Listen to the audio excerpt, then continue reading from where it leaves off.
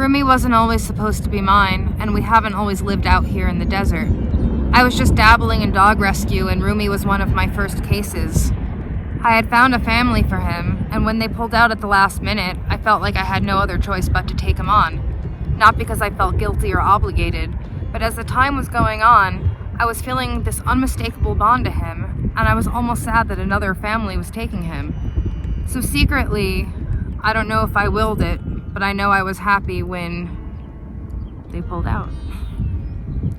We were living in LA when Rumi arrived, and that's when my landlord decided that he did not want me to bring another dog into my home. It wasn't a hard decision to make. We just decided to move 85 miles north of LA, north of work, north of all of our friends, just to be able to live the way we wanted to live, and in peace and not being in fear of being thrown out of our place just because we brought more love into our home. We were visiting Arizona when Rumi saved our 3 other dogs from a bobcat attack.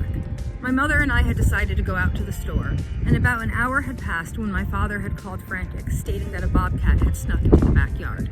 Rumi didn't think twice before running out and putting himself between the 3 dogs and the bobcat. He snarled and barked until the bobcat ran away and the 3 dogs were safe.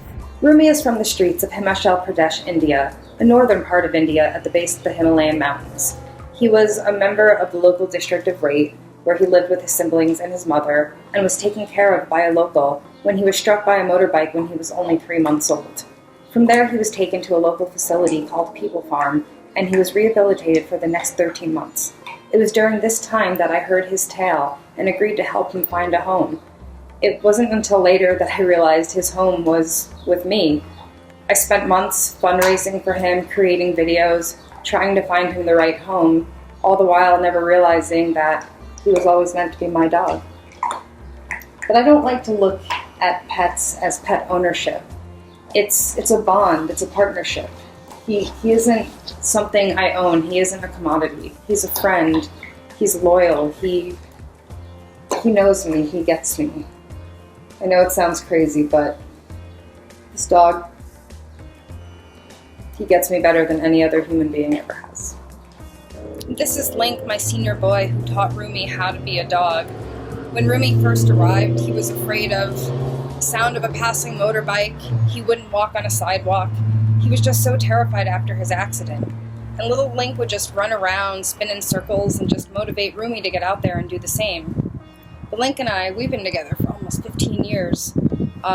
He'll be 16 this summer. We met at a shelter in Van Nuys when I was searching for my first dog. I'd never had a pup before. I didn't really know how to take care of one. So I really thank Link for not only being with me through my early 20s, but for just dealing with all of our trial and error of just being a dog owner and a pet. Matilda, come here. Come here, girl. This is Matilda, Rumi's sister. She wasn't always part of the pack. We had another Indian dog named Suki who lived with us for about 15 months.